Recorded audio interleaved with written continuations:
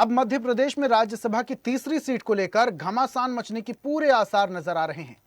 तीसरी सीट के लिए भाजपा के पास सिर्फ 7 वोट कम हैं। बीजेपी नेता तीसरी सीट पर भी अपना उम्मीदवार उतारने के संकेत दे रहे हैं। माना जा रहा है कि प्रदेश नेतृत्व को इसके लिए केंद्रीय नेतृत्व के फैसले का इंतजार है। इसके बाद पार्टी तय करेगी कि तीसरी सीट पर पार्टी सीधे उम्मीदवार उतारे या फिर किसी निर्दलीय प्रत्याशी को समर्थन करे। इस अटकलों के बीच कांग्रेस ने भी विधायकों को एकजुट करने के लिए बैठक बुलाई है। कांग्रेस को हर बात का डर सताता है। चुनाव होता है तो कहते हैं पेटी हाईजैक होंगी, राज्यसभा का चुनाव हो रहा है तो क्रॉस वोटिंग होगी। उनको अपने लोगों पर भरोसा ही नहीं है कांग्रेस को। अब ये तो कांग्रेस को पूछो कि उनको क्यों डर सता रहा है। तीसरी सीट के संदर्भ में जहां तक विचार है तो कांग्रेस के अंदर जितनी अंतर कलह है, जितने तरह के गुट हैं, तो मध्य प्रदेश की राजनीति में कुछ भी हो सकता है। तो राज्यसभा की एक सीट जीतने के लिए 58 वोटों की आवश्यकता है। भाजपा के पास 164 तो कांग्रेस के पास 63 विधायक हैं। अब आंकड़ों पर नजर डालें तो भाजपा के पास 2 चुनाव सीट जीतने के बाद भी कई सारे वोट बचते हैं। अब ऐसे में कुछ वोट और अगर ऐड ऑन कर दिया जाए तो तीसरी सीट पर भी बीजेपी अपना प्रत्याशी उतार सकती है, लेकिन इसी को लेकर कशमकश की स्थिति बनी हुई है। अब बीजेपी के बड़े नेता कह रहे हैं कि फिलहाल तो ऐसा कुछ नहीं है, लेकिन अगर आला कमान संकेत देता है तो तीसरी सीट के प्रत्याशी को भी हम ही जिताएंगे। दूसरी तरफ कांग्रेस के नेता भी आरोप लगा रहे हैं। उनका कहना है कि कोई भी क्रॉस वोटिंग की गुंजाइश नहीं है, हमें अपने प्रत्याशी पर पूरा भरोसा है। मीनाक्षी नटराजन जो राहुल गांधी की करीबी मानी जाती हैं, अब ऐसे में कशमकश की स्थिति विपक्ष के नेताओं में देखने को मिलती है। और ज्यादा जानकारी के साथ हमारे विशेष संवाददाता आकाश सेन जुड़ चुके हैं। सीधा रुख करते हैं। आकाश, अभी हाल ही के बयानों पर अगर नजर डालें, मीनाक्षी जब दिल्ली से वापस भोपाल आती हैं तो कुछ खास उनका स्वागत नहीं देखने को मिलता है, लेकिन अगर बीजेपी प्रत्याशियों की बात करें तो जब वो पर्चा भरने के लिए जाते हैं तो मुख्यमंत्री और बीजेपी के प्रदेश अध्यक्ष समेत तमाम बड़ी संख्या में कार्यकर्ता भी दिखाई देते हैं। तो कहीं ना कहीं कशमकश की स्थिति बनी हुई है। निश्चित रूप से ऋषभ, यही एक बड़ा सवाल है, क्योंकि जिस तरीके से अगर हम सीटों के अंकगणित के हिसाब से अगर हम बात करें तो सीधे तौर पर 2 सीटों पर बीजेपी की प्रत्याशियों की जीत सुनिश्चित है, लेकिन तीसरी सीट जो पहले दिग्विजय सिंह की थी, जो खाली हुई है हाल ही में, ये अब कांग्रेस के खाते में जाएगी या नहीं जाएगी, इसको लेकर जो सस्पेंस है वो लगातार बना हुआ है। क्योंकि 8 तारीख तक जो है नामांकन की तारीख 8 तारीख तक है, और ऐसे में माना ये जा रहा है कि 8 तारीख तक अगर कोई चौथा प्रत्याशी, क्योंकि अभी तक जो है 2 ही नामांकन पत्र जो है राज्यसभा चुनाव के लिए आए हैं, यानी जो दोनों ही बीजेपी के प्रत्याशी हैं, चाहे हम तरुण चुग की बात करें या हम बात करें रजनीश अग्रवाल की। लेकिन इसके अलावा भी किसी ने जो है राज्यसभा चुनाव के लिए नामांकन पत्र दाखिल नहीं किया है। तो अभी ये स्थिति साफ है कि 2 ही आए हैं, लेकिन तीसरी सीट पर सिर्फ अगर मीनाक्षी नटराजन का ही नामांकन फॉर्म आता है तो स्थिति स्पष्ट हो जाएगी कि 2 सीटें भारतीय जनता पार्टी की और 1 सीट कांग्रेस की।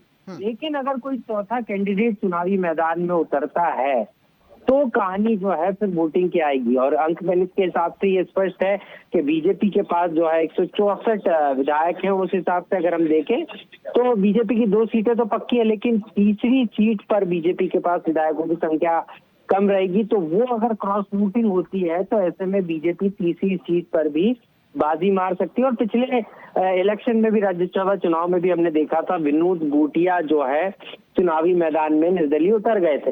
तो क्या इस बार भी ऐसे समीकरण बन सकते हैं? और ये डर अब कांग्रेस को सता रहा है। यही कारण है तो कांग्रेस किसी भी तरीके से कोई रिस्क लेना नहीं चाहती। कांग्रेस में मैराथन बैठकों का दौर भी चल रहा है।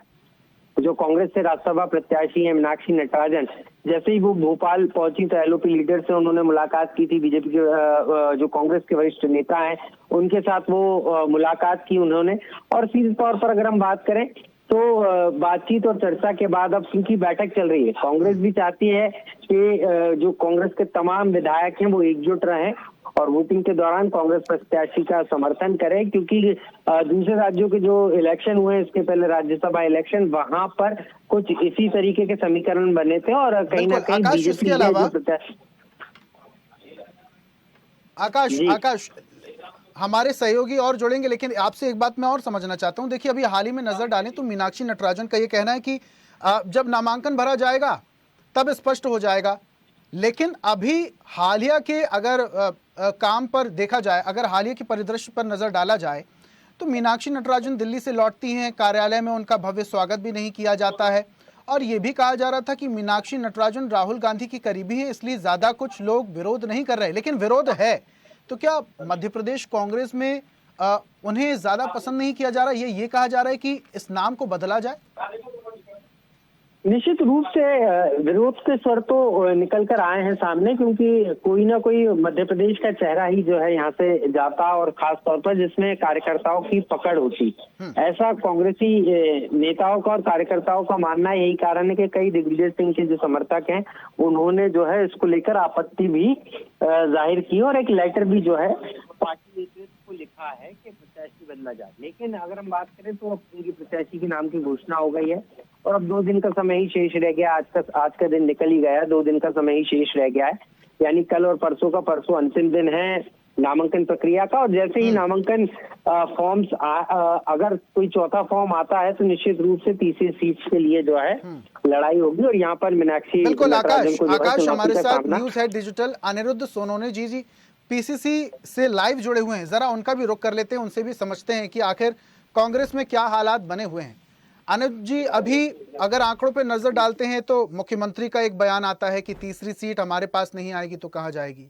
कैलाश विजयवर्गीय भी एक संकेत दे देते हैं कि आला कमान के एक इशारे का इंतजार हमें। लेकिन अगर मीनाक्षी जी से जब पूछा जाता है कि सब कुछ ठीक नहीं चल रहा है क्या, तो वो दावा करती हैं कि हम सब एकजुट हैं, कोई टेंशन की बात नहीं। लेकिन जब वो कार्यालय पहुंचती हैं तो उनका ऐसा वैसा स्वागत नहीं होता जैसा एक राज्यसभा उम्मीदवार का होना चाहिए। अभी आपके पास क्या अपडेट है?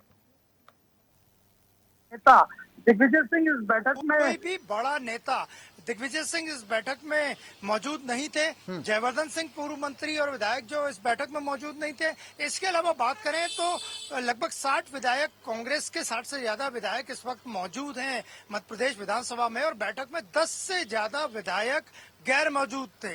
यानी कुल लगभग 50 विधायकों की यहाँ उपस्थिति रही। कांग्रेस विधायक दल की बैठक प्रदेश अध्यक्ष जीतू पटवारी ने ली, उनके साथ प्रदेश प्रभारी हरीश चौधरी मौजूद थे। इसके अलावा नेता प्रतिपक्ष मौजूद थे, और मीनाक्षी नटराजन जो कि राज्यसभा की उम्मीदवार है वो खुद भी मौजूद थी। तो विधायक दल की बैठक कांग्रेस की समाप्त हो चुकी है, और इस बैठक में लगभग 10 से ज्यादा विधायकों की अनुपस्थिति चर्चा का विषय बनी हुई है, और बड़े नेताओं की जो गैर मौजूदगी थी उसने भी सबको चौंका दिया। लेकिन फिर भी कांग्रेस पार्टी के जो नेता हैं और प्रवक्ता हैं सब कुछ ठीक होने का दावा कर रहे हैं। उनका कहना है कि कोई क्रॉस वोटिंग नहीं होगी। अगर तीसरा उम्मीदवार आता भी है तो उनके विधायक टूटने वाले नहीं हैं, यही बैठक में तय हुआ है। और जहां तक नॉमिनेशन फाइल करने की बात करें तो 8 तारीख को यानी सोमवार को मीनाक्षी नटराजन राज्यसभा के लिए मध्य प्रदेश विधानसभा में अपना नॉमिनेशन फाइल करेंगी। तो इस वक्त की सबसे बड़ी अपडेट यही है कि कांग्रेस विधायक दल की बैठक समाप्त हो चुकी है, और कांग्रेस नेताओं का यही कहना है कि ऑल इज वेल, यानी सब कुछ ठीक है और मीनाक्षी नटराजन चुनाव जीतेंगी। अनिरुद्ध जी, लेकिन इसके अलावा एक सरसरी नजर डालना कयासों पर बहुत ज्यादा जरूरी हो जाता है। कयास ये लगाए जा रहे हैं कि मीनाक्षी के इस प्रत्याशन से ज्यादा उम्मीदें भी नहीं है, और कांग्रेस के जो कुछ कार्यकर्ता और नेता हैं वो नाराज हैं।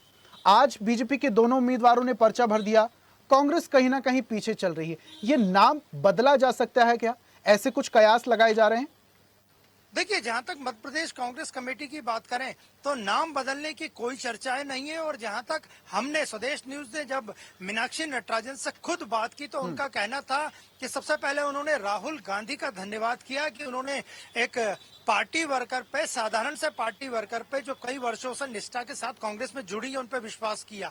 और उनका वो आते से ही लगभग वो 2 घंटे से प्रदेश कांग्रेस के मुख्यालय भोपाल में मौजूद हैं। आते से ही उन्होंने जो भी विधायक आता जा रहा था उनसे पर्सनली भी मुलाकात की। इसके बाद जब प्रदेश प्रभारी हरीश चौधरी और जीतू पटवारी प्रदेश अध्यक्ष पहुंचे विधायक दल की बैठक लेने, उनसे भी उन्होंने व्यक्तिगत रूप से मुलाकात की और पूरे समय वो बैठक में मौजूद रही। तो नाम बदलने की कोई चर्चाएं नहीं है। और मीनाक्षी नटराजन का खुद कहना था कि अगर भारतीय जनता पार्टी तीसरा उम्मीदवार उतारती है तो वे उसका सामना करने को लिए तैयार है। वो पूरी तरह से, उनकी बॉडी लैंग्वेज के हिसाब से वो पूरी तरह से कॉन्फिडेंट थी, और उनका यही कहना था कि जिस तरह तरह राहुल गांधी और शीर्ष नेतृत्व ने कांग्रेस पार्टी के उन पर विश्वास किया है, वो उस पर पूरी तरह से खरी उतरेंगी। और अगर वे राज्यसभा मेंबर बनती है, उनका यहाँ तक कहना था कि वो सबसे जो बड़ा मुद्दा उठाएंगी वो नेट एग्जाम का मुद्दा उठाएंगी और किसानों का, मध्य प्रदेश के किसानों का मुद्दा वे उठाएंगी।